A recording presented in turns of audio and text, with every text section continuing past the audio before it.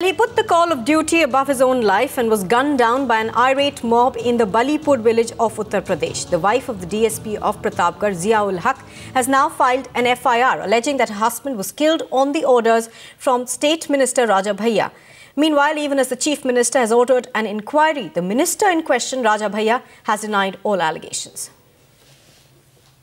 कुंडा थाने में पहुंचे तो कप्तान को फोन करके पूछा जा रहा था कि ये सब गोपनीय रखा गया है।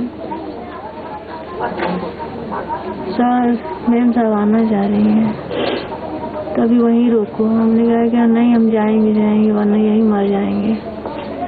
फिर हमें वहाँ ले जाएंगे।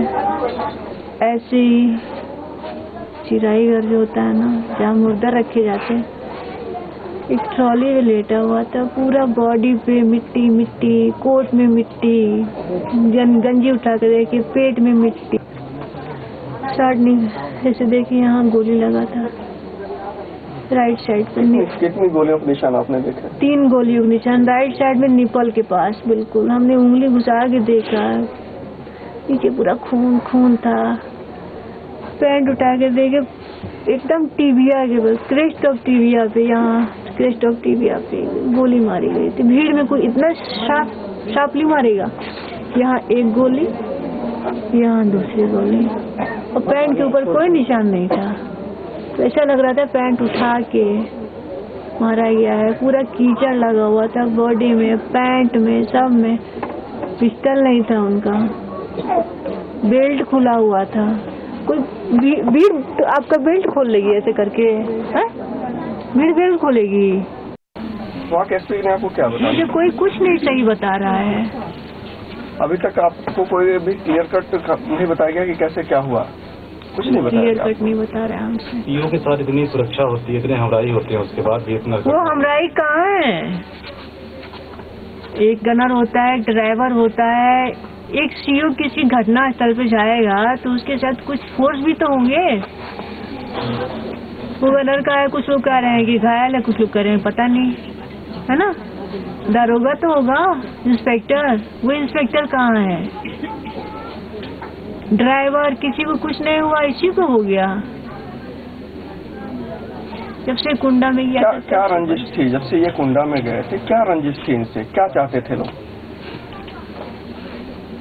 बस प्रेशर में रहते थे। ये कुछ बताते नहीं, बात नहीं मानते थे, किसी के पास झुकते नहीं थे, किसी के पास हाजिरी नहीं लगाते थे। कौन है वो एक शख्स जिसकी कुंडा में चलती है? आप सब जानते हैं। आप बताएंगे तभी तो लोग भी जानेंगे। बस राजा भैया है, उन्हीं की चलती है। जिस तरह कानून व्यवस्था पे तमाम उंगलियां उठ रही हैं, एक सीओ की हत्या हुई है और 2 लोग और भी मारे गए हैं, ग्राम प्रधान थे, क्या कहना चाहेंगे? घटना बहुत ही दुखद है, बहुत ही गंभीर है। और कुंडा क्षेत्र के लिए ऐसी घटना, इस तरह की घटना कभी नहीं हुई थी। तो हम सभी लोग इससे आहत हैं, सभी लोग स्तब्ध हैं इस घटना से। एक सीओ की हत्या होने के बाद एक कानून व्यवस्था पे तमाम सवाल खड़े हो रहे हैं, तमाम बातें उठ रही हैं, तो क्या कानून व्यवस्था काफी लचर है उत्तर प्रदेश में? नहीं, ये मैं नहीं मानता। कानून व्यवस्था अपनी जगह पूरी तरीके से चुस्त दुरुस्त है। हाँ, ये घटना जो है, ये जरूर बहुत ही दुखद रही। मंत्री जी, घटना के बारे में क्या आपको बताया गया कि बेसिकली पुलिस क्या कहती है, आपके सूत्र क्या कहते हैं, कैसे शुरू हुआ? नहीं, देखिए, अभी इस समय हमारा कहना ठीक नहीं है और पुलिस जांच करेगी, तथ्य सामने आएंगे। जिन लोगों के नाम लिए जा रहे हैं, क्या आपको लगता है कि वो लोग ऐसा कृत्य कर सकते हैं?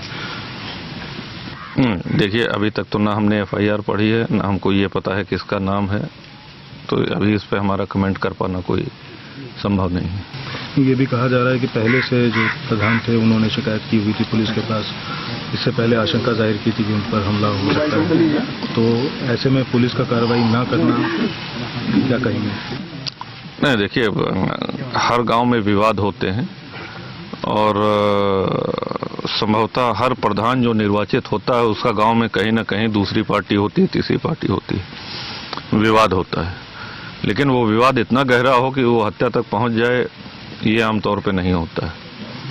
अभी तक हर गांव में पार्टीबंदी, हर गांव में चुनावी रंजिश होती है, तो ये एक सामान्य बात होती है हम लोगों के यहाँ क्या, पूरे प्रदेश में। लेकिन इतनी गंभीर घटना हो जाएगी इसका अंदाजा किसी को नहीं। तो लगातार हम आपको भरोसा दिलाते हैं कि कानून व्यवस्था पर काम करते रहेंगे। ऐसे अधिकारी जो ढिलाई देंगे उनके खिलाफ कार्रवाई होगी। ऐसे लोग जो कानून का उल्लंघन कर रहे हैं उनके खिलाफ कड़ी कार्रवाई होगी। बहुत अफसोसनाक है और हालात बेहतर होने चाहिए। कानून व्यवस्था पर कोई समझौता नहीं हो सकता और हमने तो यहाँ तक कहा है कि अगर इबरतनाक सजाएं नहीं मिली तो हम समाज के सामने मुंह दिखाने के काबिल भी नहीं रहेंगे। तो इसलिए कि सिर्फ कानून और डंडा ही सब कुछ नहीं है, समाज भी है जिस समाज में हमें अपने राजनीतिक दलों के अलावा भी जीना है। सत्ता आती है जाती है, उसूल कायम रहते हैं। हम इसके भी पक्ष में हैं कि जो कांस्टेबल जो फोर्स मरने वाले के साथ थी वो हमले पर भाग गई। पहले ही फायर पर उन लोगों के भाग जाने के दो मतलब निकलते हैं, या तो वो कायर थे या वो साजिश का हिस्सा थे, और दोनों सूरतों में उन्हें नौकरियों में बने रहने का कोई हक नहीं है। हमने मुख्यमंत्री जी से बात की है कि उनकी बर्खास्तगी होना चाहिए और उन्हें जेल जाना चाहिए। और दोषी कोई भी हो, जाहिर है ये बहुत बड़ा गुनाह है और इसके लिए कहीं किसी के पास कोई माफ़ी नहीं हो सकती। लेकिन अभी ये कहना क़ब्ल वक्त होगा कि हम किसको गुनहगार मानेंगे। लेकिन जो भी गुनहगार हो, अपनी हुकूमत जिसमें हम एक हिस्सा हैं, उसकी लाज के लिए हम हद तक जाने को तैयार हैं।